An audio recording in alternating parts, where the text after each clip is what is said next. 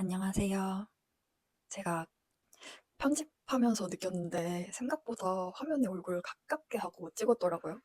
제가 눈이 별로 안 좋아요. 원래 일을 할 때에는 안경을 쓰고 일을 해야 될 정도로 눈이 엄청 안 좋은 건 아닌데, 운전할 때나 아니면은 뭐 칠판을 보고 공부를 해야 될 때나 연수 들을 때나 이럴 때는 안경을 쓰고 이제 있어야 잘 보이거든요. 그러다 보니까 제가 이제 제 얼굴이 잘 안 보이니까 저도 모르게 핸드폰을 가깝게 대고 얘기를 했나 보더라고요. 근데 너무 부담스러운 거예요. 찍을 때는 몰랐는데 이게 편집하면서 보는 입장에서는 굉장히 부담스럽겠다 싶어 가지고 지금 사실 이 정도 떨어져 있으면 잘 안 보이거든요. 그러니까 눈, 코, 입이 달린 건 보이고 입술이 지금 움직이는 건 보이는데 좀 자세히는 잘 안 보여 가지고 저도 모르게 얘기하면서 점점 앞으로 가는 것 같습니다. 끝날 때까지 이 정도를 좀 유지하는 게 목표기는 한데. 자, 그래서 두 번째 상담 내용을 이제 후기라고 해야 되나?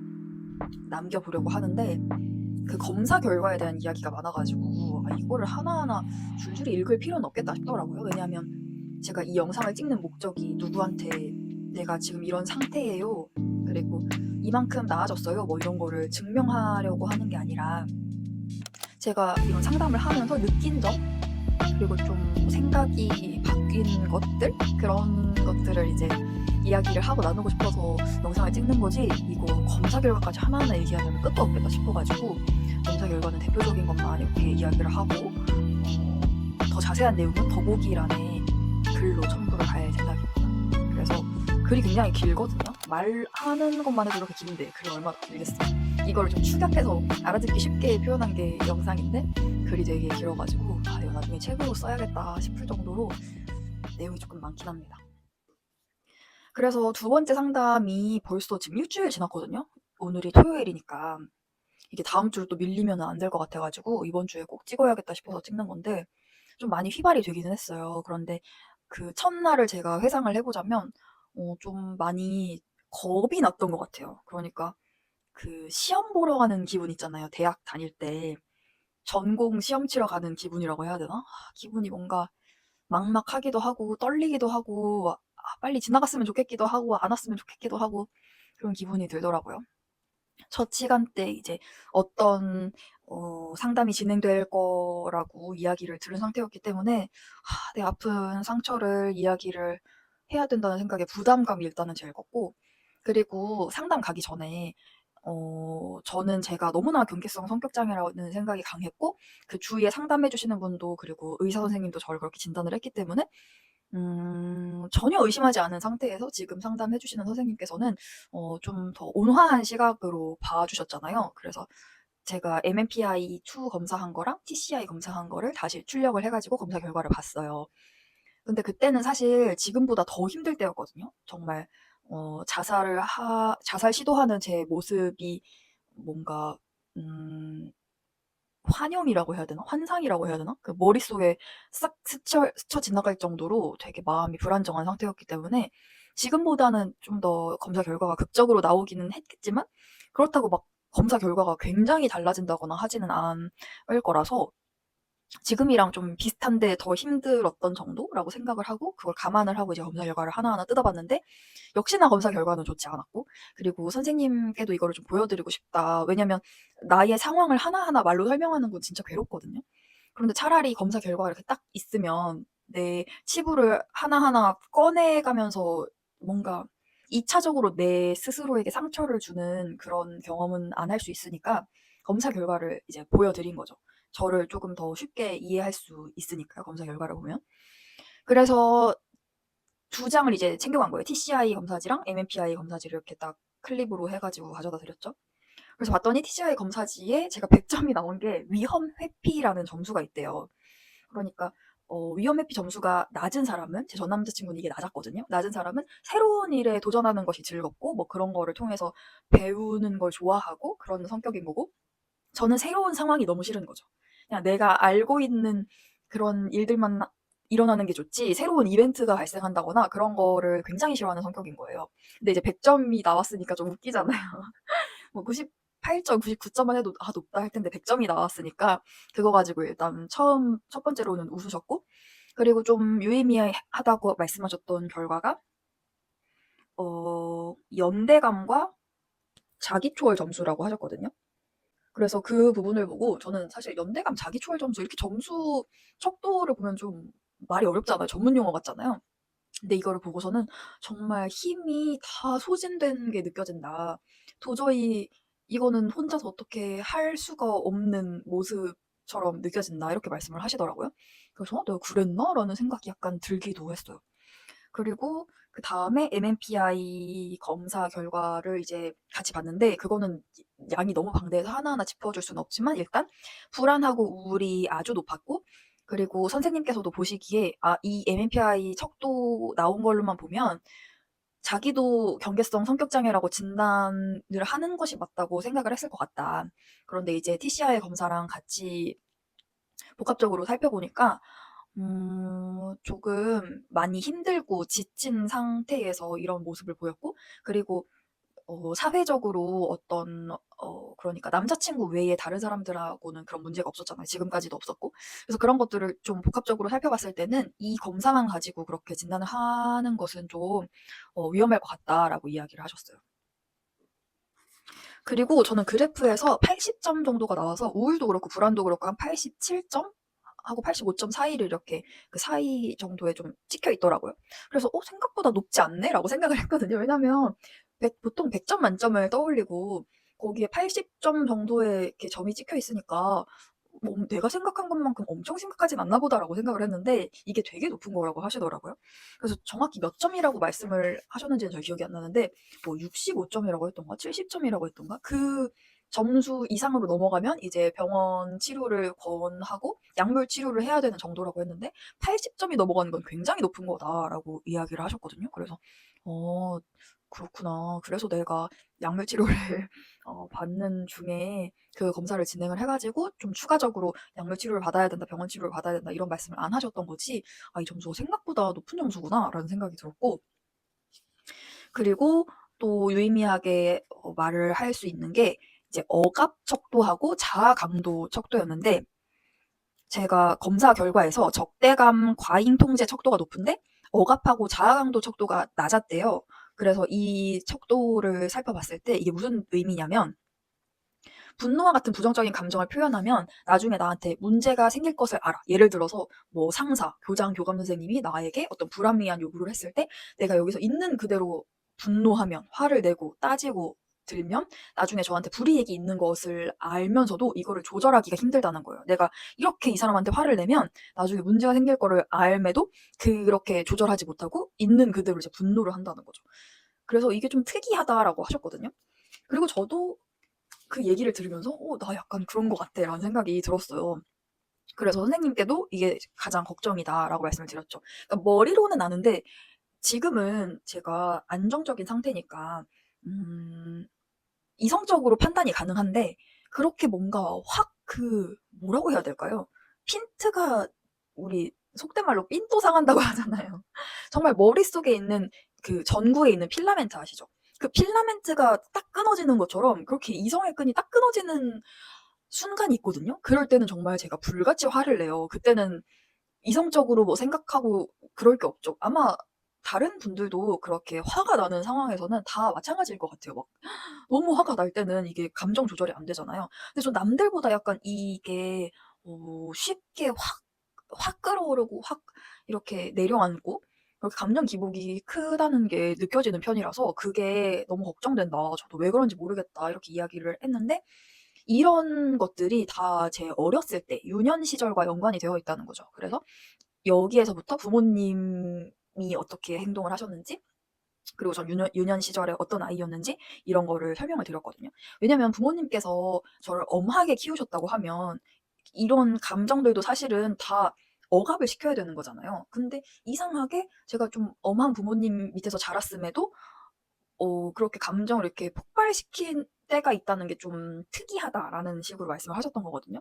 그래서 이제 제가 말씀을 드렸던 게 저는 저희 부모님이 저한테 어떻게 하셨는지를 설명할 때 두 가지로 설명을 한다. 하나는 저를 굉장히 엄하게 키우셨다. 인성 교육을 아주 확실하게 시키시는 엄한 부모님이셨다라고 이야기를 하고, 두 번째는 나를 되게 공주처럼 기르셨다. 이렇게 이야기를 해요. 그러니까 완전히 상반되는 거잖아요.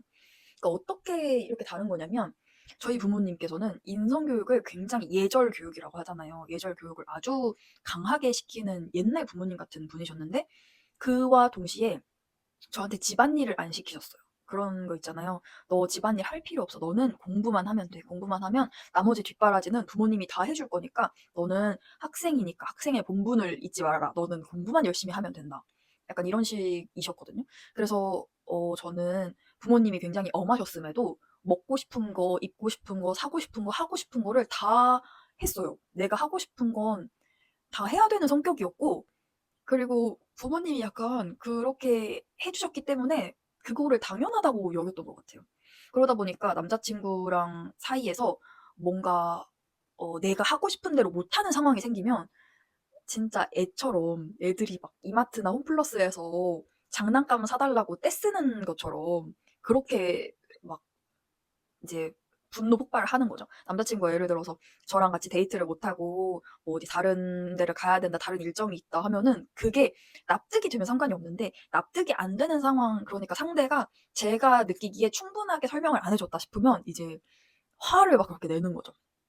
엄청 서운해라 하고. 그래서 이런 이야기를 하면서 저는 이런 제 모습이 너무 싫은 거예요. 너무 애 같고. 그래서 '이런 모습이 되게 싫다.' 왜냐면 어른들은 자기의 감정을 이렇게, 어른이 되려면 자기의 감정을 이렇게 조절할 줄 알아야 된다고 배웠는데, 그러니까 너무 화가 나도 있는 그대로 화를 내는 것이 아니고, 너무 기분이 좋아도 있는 그대로 기뻐하는 게 아니라 자기 감정을 이렇게 다듬는 거라고 배웠는데, "내가 그러지 못하는 것이 너무 창피하다. 민망하다." 이렇게 말씀을 드렸거든요.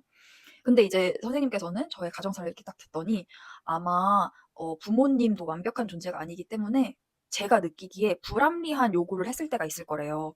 근데 저는 그 불합리한 요구들을 불합리하다고 생각하면서도 부모님이 굉장히 엄하시기 때문에 그걸 그냥 그대로 했어야 됐던 경험들이 쌓였을 거라는 거죠. 그래서 제 이야기를 들으시고는 아마 사회생활을 하면서 그런 불합리한 일들이 생겼을 때 남들보다 더 발끈하는 모습을 보였을 거예요라고 말씀을 하시더라고요. 근데 제가 실제로도 그렇거든요. 제가 제일 싫어하는 사람이 강약약강인 사람, 그리고 좀 제가 불의를 못 참는 성격이어 가지고 누가 막 그렇게 불합리한 요구를 관철시키려고 하면 저는 절대 그거를 좋게 안 넘어가고 끝끝내 버티는 성격이거든요. 약간 잡초 잔디처럼 저를 막 힘으로 누르려고 하면은 진짜 끝까지 버티는 성격이란 말이에요.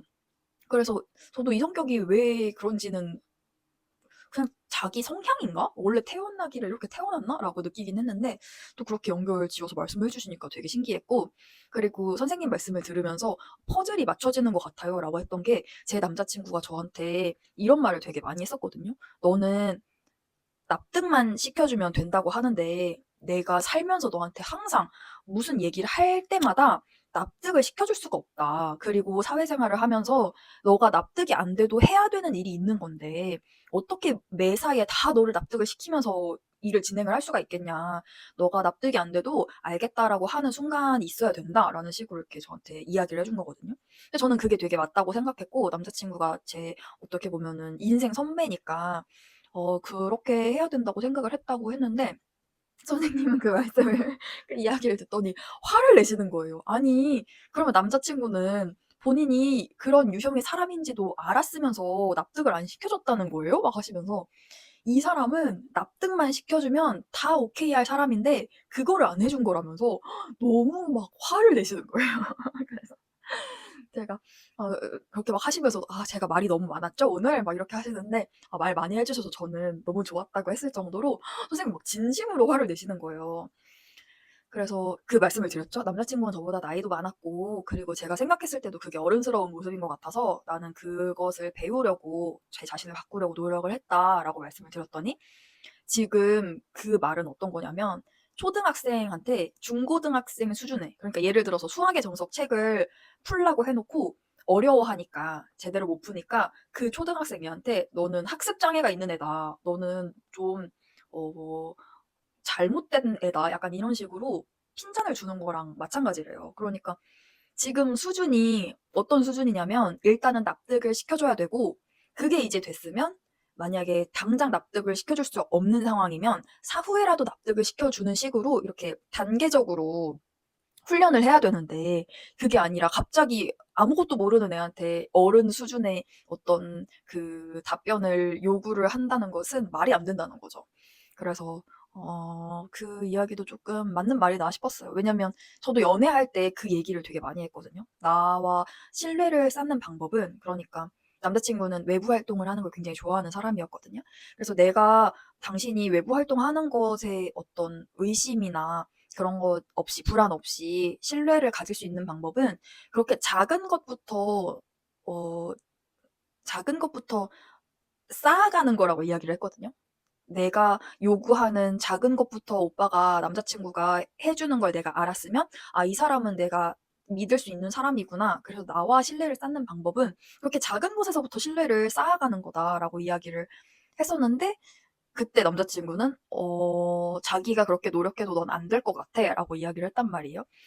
그래서 그렇게 상대가 이야기를 하면 나랑 그래도 좀 오래 본 사람인데, 나는 이제 그렇게 될 것 같지만 상대가 "넌 그렇게 못할 것 같아."라고 이야기를 하니까 저는 이제 확신이 없는 거죠. 나는 이게 정답이라고 생각했는데 상대는 그게 정답이라고 아니라고 하고, 정답이 아니라고 하고, 그리고 상대가 나보다 더, 그러니까 심리 검사도 정상으로 나오는 사람이고 성격도 나보다 더 좋은 사람이고 나이도 많은 사람이고 한데, 그 사람이 아니라고 하니까 저는 '아, 아닌가? 나는 그냥 원래 이렇게 생겨 먹은 사람이라서 저렇게 차근차근 믿음을 줘도 신뢰를 못 만드는 사람인가?' 하는 생각이 들었던 거죠. 그래서 저도 그런 이야기를 진짜 많이 했었거든요.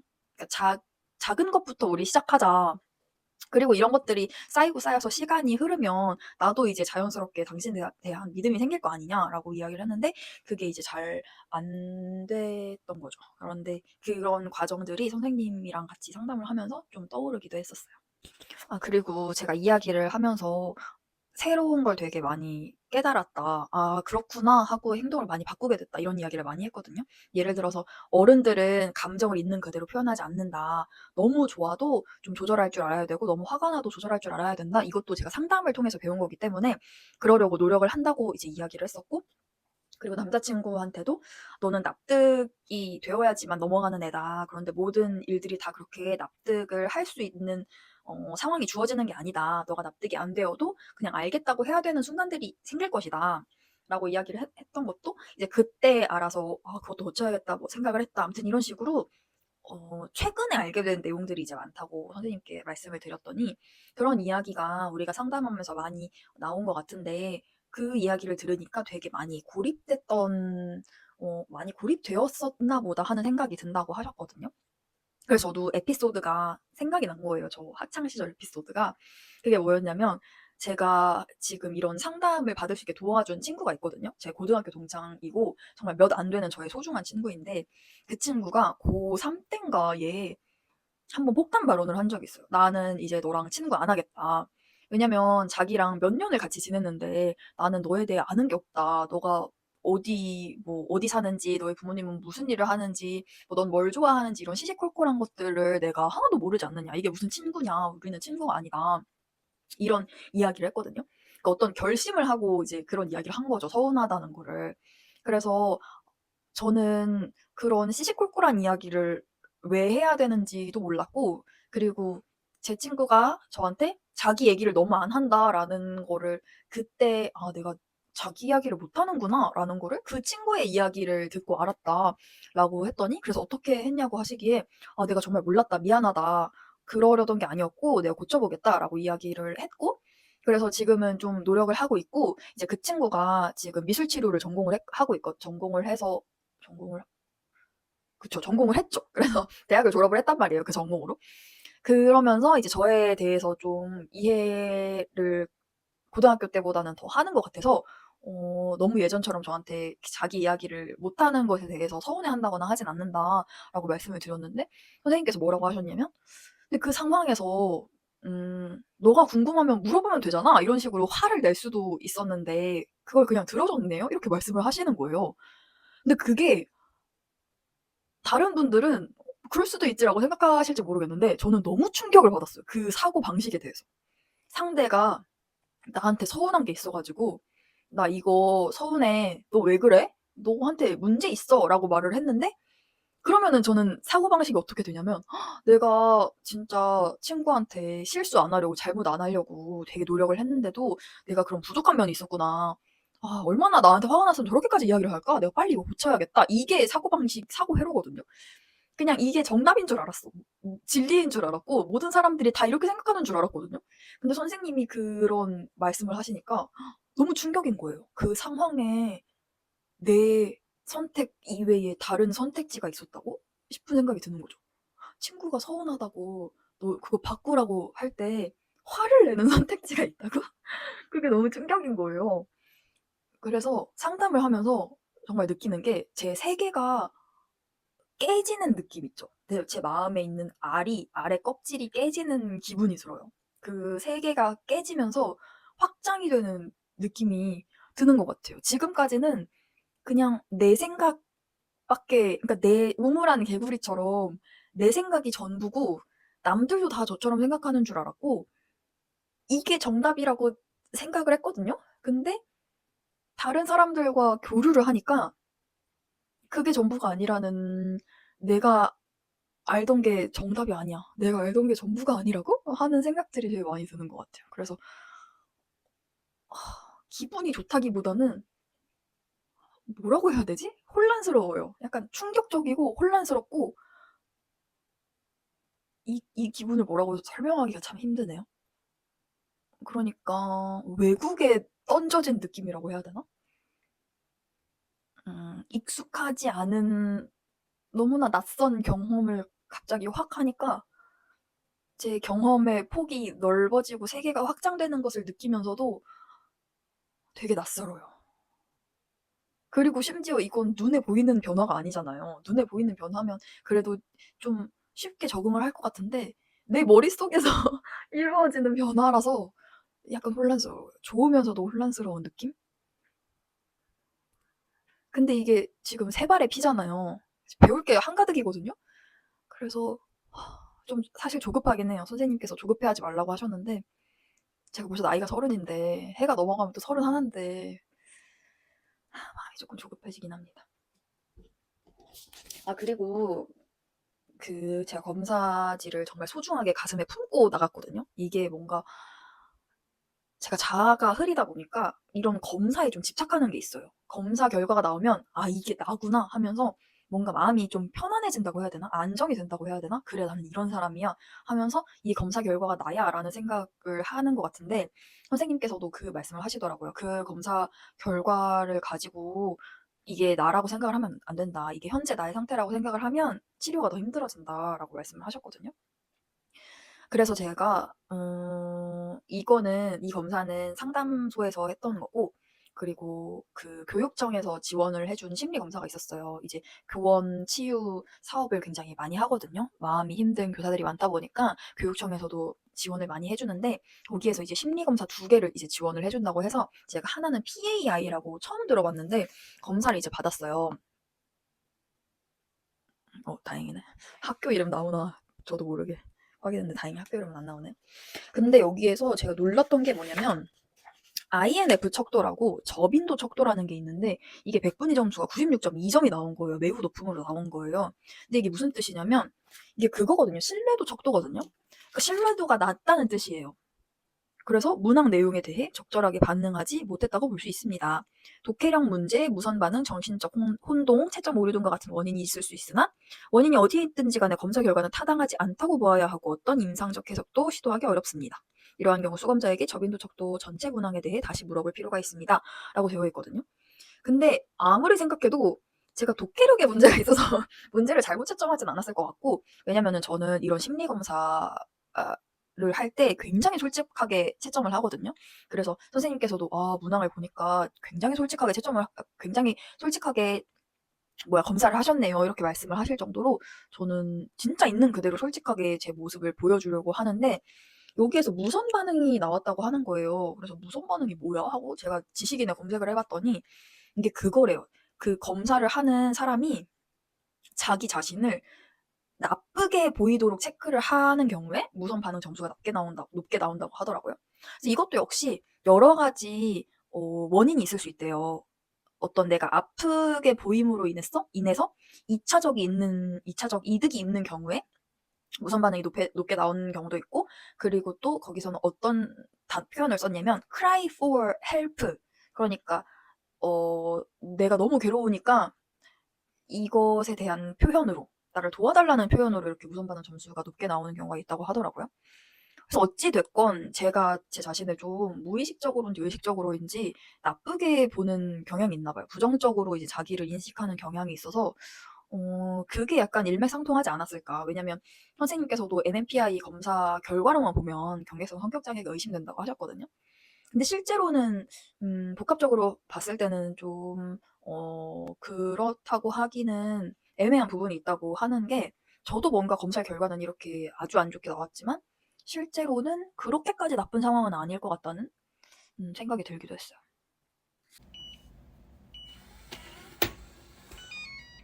그래서 두 번째 상담은 여기까지 하고 마치도록 하겠습니다. 총 제가 지원받을 수 있는 상담 횟수가 8회이거든요. 그래서 아직 많이 남았는데 또 무슨 이야기를 하게 될지 저도 궁금하고, 내년에도 아마 상담을 쭉 계속 진행하지 않을까 싶습니다. 그래도 뭔가 이번 상담을 하면서는 제가 굉장히 상담을 하면서도 방어적인 태도를 취했었거든요. 특히나 가정사나 부모님 얘기, 제 유년 시절 얘기를 너무 하고 싶지 않아 해서 그 방어적인 태도 때문에 상담이 제대로 진행이 안 됐었던 것 같은데, 이번에는 제가 다 오픈을 해야겠다라고 마음을 먹어서 그런지 많이 제 세계가 깨어지는 느낌이 그냥 미치겠습니다. 제 세계가 뭔가 깨지는 것 같고 새롭게 눈이 뜨이는 것 같고, 근데 이런 것들이 좀 아직은 좋기보다는 낯설고 적응이 안 되겠네요. 이게 무슨 기분인지 모르겠어요. 아무튼 그렇습니다. 다음에 또 좋은 소식으로 인사드렸으면 좋겠네요. 다음에 또 봬요.